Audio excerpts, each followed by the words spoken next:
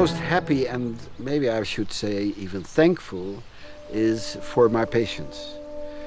They participated in our studies and they really did a lot of work for that. They did so much. They collected urine for every day for months. They came in every day to have their blood taken.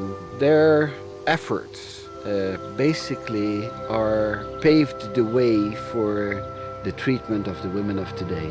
The second thing I'm very proud of are all my pupils who really did the work that the scientific research we did was based on. There was no real research done in our department in the field of reproductive endocrinology. We had a good lab, endocrine lab, but what we missed were hormone values, standard values of normal women.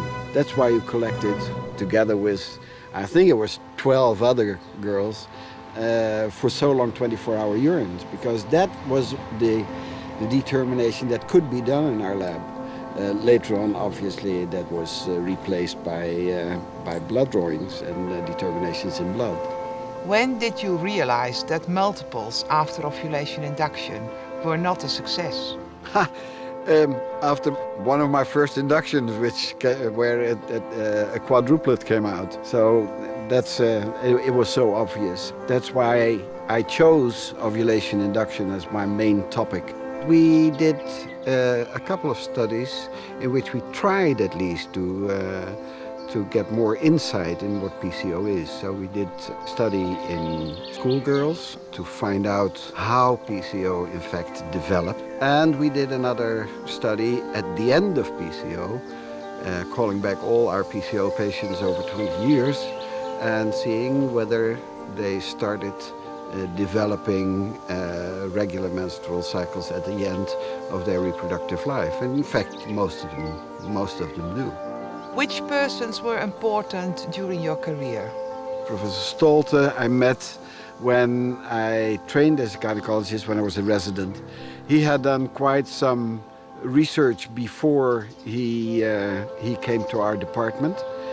And he also was a gynecologist, and he stimulated young people not only for their training as a gynecologist, but to do research during their training.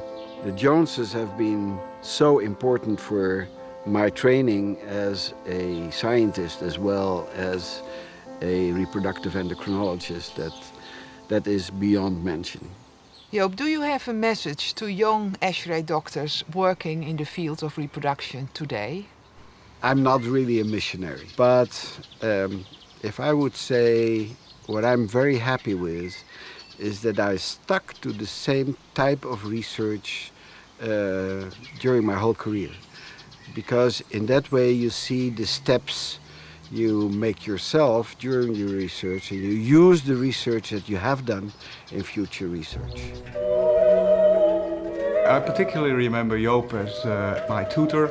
And one of his most important features was that he actually allowed me, and I'm sure many others, to generate as much fantasy with regard to research as possible. In the end, that turned out to be the right thing to do. I'm sure that it has been noted by many others. Being the pioneer of modern fertility diagnosis and treatment, he has played the most important key role in this in the Netherlands.